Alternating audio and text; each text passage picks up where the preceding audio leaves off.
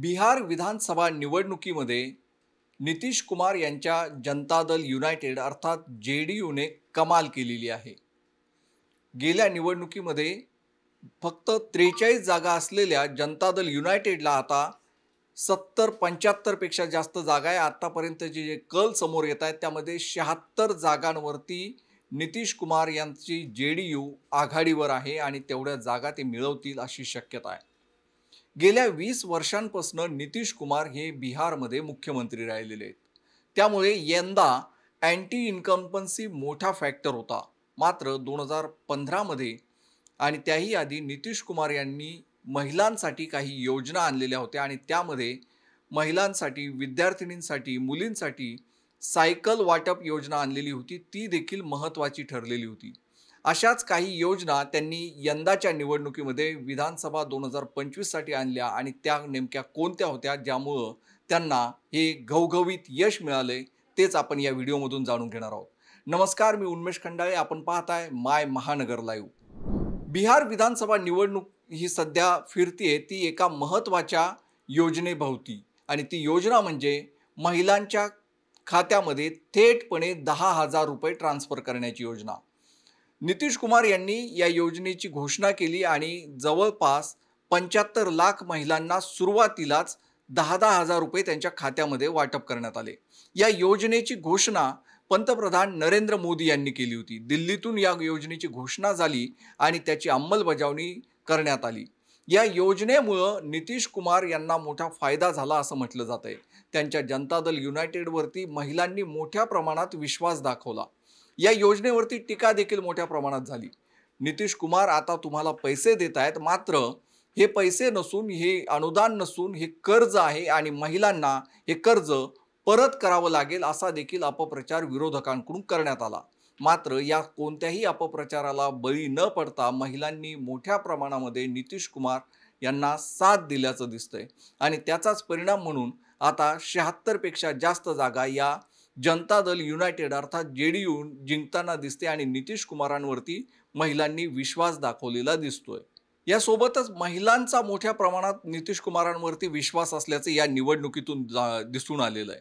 नितीश कुमार यांनी वेगवेगळ्या योजना आणलेल्या होत्या. त्यामध्ये सर्वात महत्त्वाची एक योजना होती आणि ती म्हणजे विद्यार्थिनींना सायकल वाटप. बिहारमधील मुलींना सायकल वाटप करून त्यांना शाळेपर्यंत आणणं आणि त्यांचं शिक्षण सुकर करणं ही एक महत्त्वाची योजना होती. या योजनेतील विद्यार्थिनी आता मोठ्या झालेल्या आहेत, महिला झाल्यात, त्यांची घरं त्यांनी बसवलेली आहेत आणि त्यांचं आयुष्य उभं करण्याचं काम या योजनेतून झालं अशा पद्धतीचा प्रचार या निवडणुकीमध्ये नितीश कुमार यांच्या JDUकडून करण्यात आला, नितीश कुमारांकडून करण्यात आला. या योजनेचा देखील आता त्यांना फायदा होतोय असं या निकालातून जाणवतंय. त्यासोबतच पंचायतींमध्ये आरक्षण आणि महिला ज्या अंगणवाडी कर्मचारी आहेत त्यांच्यासाठी वेगवेगळ्या पद्धतीच्या योजना देखील नितीश कुमार यांनी या निवडणुकीच्या आधी दिलेल्या होत्या. या सगळ्याचा एकत्रित परिणाम म्हणून आजचा हा निकाल पाहायला मिळतोय. तिसरी जी महत्त्वाची गोष्ट राहिलेली होती ती म्हणजे नितीश कुमार यांना असलेली सहानुभूती.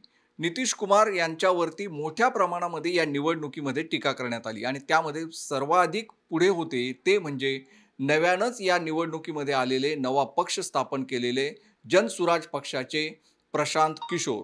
प्रशांत किशोर यांनी या निवडणुकीच्या आधीपासून नितीश कुमार यांच्यावरती थेट हल्लाबोल केला होता. नितीश कुमार हे आजारी असतात, नितीश कुमार यांना ते काय बोलतात हे लक्षात राहत नाही, अशा पद्धतीचं एक वातावरण, अशा पद्धतीचा प्रचार हा प्रशांत किशोर यांच्याकडून करण्यात आलेला होता. त्यामुळं आजारी मुख्यमंत्री अशा पद्धतीचं एक त्यांची इमेज तयार करण्याचा प्रयत्न हा जनसुराज पक्षाकडून आणि प्रशांत किशोर यांच्याकडून करण्यात आला. मात्र याचा कोणताही परिणाम यामध्ये झालेला दिसला नाही. त्यासोबतच त्यांचे दुसरे विरोधी नेते जे आहेत, विरोधी पक्षाचे नेते आहेत ते म्हणजे तेजस्वी यादव. तेजस्वी यादव यांनी देखील प्रशांत किशोर यांच्या या प्रचारामध्ये आपलं मत मिळवलं होतं. ते देखील या प्रचारासोबत गेले आणि त्यांनी देखील आजारी मुख्यमंत्री म्हणायला सुरुवात केलेली होती. मात्र याचा परिणाम त्यांच्या विरोधात होण्याऐवजी नितीश कुमार यांना सहानुभूती मिळालेली दिसते. नितीश कुमार यांना फक्त महिलांचीच नाही तर बिहारी जनतेची देखील सहानुभूती मिळाली आणि त्याचाच परिणाम म्हणून जवळपास 76 जागांवरती आता नितीश कुमार जिंकताना दिसत आहेत. या 3 महत्त्वाच्या योजना असतानाच एक चौथा महत्त्वाचा फॅक्टर राहिला होता आणि तो म्हणजे दारूबंदी. बिहारमध्ये 2015 मध्ये दारूबंदीची घोषणा नितीश कुमार यांनी केली होती. ते एका सभेसाठी गेलेले असताना जनतेमधून दारूबंदीचा विषय मांडण्यात आला आणि तिथेच नितीश कुमार यांनी दारूबंदीची घोषणा आमचं सरकार आल्यानंतर आम्ही करू असं सांगितलं आणि सरकार आल्यानंतर त्यांनी ती घोषणा देखील केली. या घोषणेनंतर, या अंमलबजावणीनंतर मोठ्या प्रमाणात टीका त्यांच्यावरती झाली. फक्त बिहारच नाही तर देशभरातून नितीश कुमार यांच्यावरती दारूबंदीच्या निर्णयावरती टीका झाली. लोक भेसळयुक्त असलेली दारू पिऊन मरतायत, लोकांचा मृत्यू होतोय. अशा पद्धतीचा प्रचार आणि अशा पद्धतीच्या बातम्या मोठ्या प्रमाणात त्या दरम्यानच्या काळात आलेल्या होत्या. मात्र आजही महिला या त्यांच्या या निर्णयासोबत आहेत. नितीश कुमार यांनी घेतलेल्या दारूबंदीचा निर्णय योग्यच होता. हे आजच्या निकालातून महिलांनी त्यावरती शिक्कामोर्तब केलंय असं म्हटलं तर वावगं ठरणार नाही. अशा या 4 महत्त्वाच्या गोष्टी आहेत, 4 महत्त्वाचे फॅक्टर आहेत, जे आज नितीश कुमार यांच्या विजयाचा 4 स्तंभ म्हणून उभे राहिलेले आहेत.